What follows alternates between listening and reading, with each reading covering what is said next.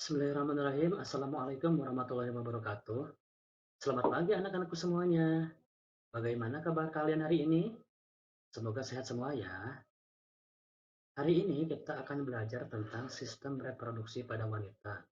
Sebelumnya kita sudah belajar tentang sistem reproduksi pada laki-laki, baik itu strukturnya dan fungsinya.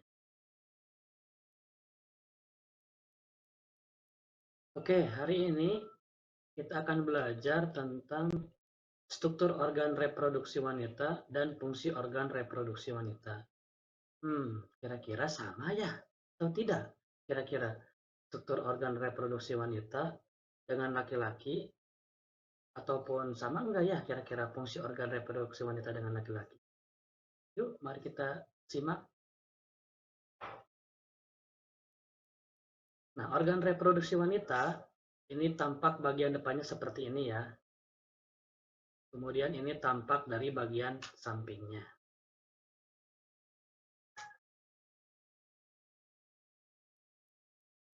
Nah, sama seperti organ reproduksi pada laki-laki, organ reproduksi wanita terdiri dari organ internal dan organ eksternal.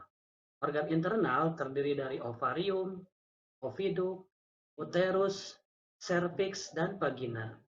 Sementara organ eksternal atau organ luar terdiri dari vulva dan labium.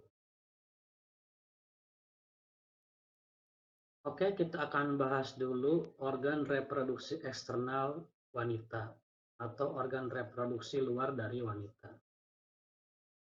Yang pertama ada vulva. Vulva merupakan celah paling luar dari vagina, dibatasi oleh sepasang bibir yang disebut dengan labium. Ini kalau tampak dari bagian depan ya seperti ini. Labium ini terdiri dari labium mayor dan labium minor. Nah, bisa kita lihat yang lebih besar lagi di sebelah sini ya. Ini yang tampak sampingnya. Nah, fungsi dari labium itu melindungi bagian organ lainnya seperti vagina. Nah, di dalam labium ini terdapat lubang vagina dan lubang air kencing. Kemudian di bagian atasnya terdapat klitoris. Oke, selanjutnya kita akan bahas organ internalnya atau organ bagian dalam. Nah, ini tampak depan seperti ini ya. Yang pertama ada ovarium atau indung telur. Kemudian yang kedua ada oviduk atau tuba falopi. Nama lainnya itu adalah saluran telur. Yang ketiga ada uterus atau rongga rahim. Yang keempat ada endometrium atau dinding rahim. Yang kelima ada serviks atau leher rahim. Dan yang terakhir ada vagina atau lubang kemaluan. Oke, selanjutnya kita akan bahas organ internal yang pertama yaitu ovarium atau indung telur. Ovarium ini berjumlah sepasang ya, kanan dan kiri.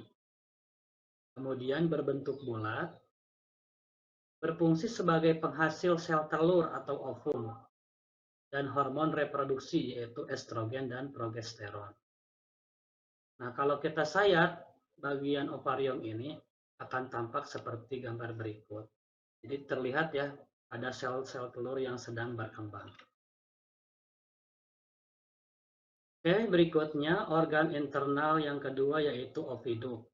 Nama lainnya itu adalah tuba falopi atau saluran telur. Nah, sama seperti ovarium, organ internal oviduk atau tuba falopi atau saluran telur memiliki dua dua bagiannya atau dua pasang, sebelah kanan dan sebelah kiri. Nah, fungsinya itu untuk menghubungkan ovarium dan uterus. Kemudian memiliki struktur berjumbai atau nama lainnya itu adalah infundibulum pada bagian pangkalnya. Nah, kemudian berfungsi sebagai tempat fertilisasi ya opiduk ini atau saluran telur ini. Jadi sel kelamin jantan dan sel kelamin betina atau sel sperma dan sel telur akan bertemu di sini di saluran sel telur pada saat terjadi fertilisasi atau pembuahan. Nah, yang berjumbai ini yang ini ya. Ini input development ini. Ini yang berjumbai. Fungsinya itu ketika sel telur dihasilkan oleh ovarium, maka yang berjumbai ini akan menarik atau menyedot eh, sel telur agar masuk ke saluran sel telur. Nanti akan terjadi pembuahan di daerah sini. Ya. Nama lainnya itu adalah fertilisasi.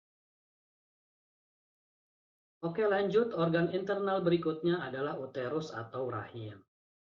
Uterus atau rahim ini terdiri dari beberapa bagian. Yang pertama ada rongga rahim, berfungsi sebagai tempat berkembangnya embrio. Embrio adalah zigot yang telah berkembang, sementara zigot merupakan gabungan sel sperma dan sel telur. Kemudian bagian dari uterus yang kedua adalah dinding rahim atau endometrium. Fungsinya adalah tempat implantasi, yaitu menempelnya calon embrio pada saat kehamilan. Bagian yang ketiga adalah saluran rahim atau serviks. Berfungsi menghasilkan lendir atau mukus. Ya. Jadi, urutannya ketika sel telur dihasilkan dari indung telur, maka dia akan masuk ke saluran telur.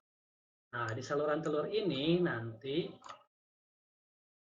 sel telur akan bertemu dengan sel sperma ketika terjadi perkawinan.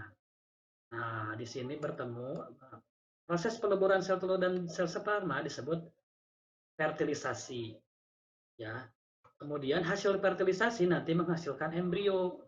Nah, embrio ini nanti dia akan bergerak menuju dinding rahim, kemudian nanti menempel di sini. Nah, ketika sudah menempel, maka dia akan berkembang makin besar makin besar. Nah, tempat berkembangnya itu di sini di rongga rahim. Seperti itu. Oke, organ internal terakhir yaitu vagina. Vagina, nama lainnya itu adalah lubang kemaluan, berfungsi sebagai alat kopulasi atau perkawinan. Kemudian fungsi yang kedua sebagai jalan keluarnya darah saat menstruasi. Kemudian yang ketiga, jalan keluarnya bayi saat dilahirkan. Jadi dapat kita simpulkan bahwa organ reproduksi wanita terdiri dari bagian organ eksternal dan bagian organ internal. Organ eksternal terdiri dari vulva dan labium. Vulva merupakan celah paling luar reproduksi wanita. Labium berfungsi melindungi bagian organ eksternal lainnya. Untuk bagian organ internal terdiri dari ovarium, oviduk, rongga rahim, dinding rahim, serviks, dan vagina. Ovarium berfungsi sebagai tempat dihasilkannya sel telur atau ovum dan hormon reproduksi wanita atau estrogen dan progesteron. Kemudian opiduk berfungsi sebagai tempat terjadinya fertilisasi atau pembuahan dan menghubungkan ovarium dengan uterus. Rongga rahim berfungsi sebagai tempat berkembangnya embrio.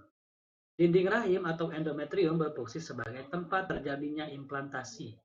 Serviks berfungsi menghasilkan lendir atau mukus. Vagina berfungsi sebagai jalan keluarnya darah saat menstruasi, jalan keluarnya bayi saat dilahirkan, dan sebagai alat kopulasi atau perkawinan. Oke, selesai ya materinya. Terima kasih. Mohon maaf kalau ada kata-kata yang salah. Sampai ketemu lagi di pertemuan berikutnya.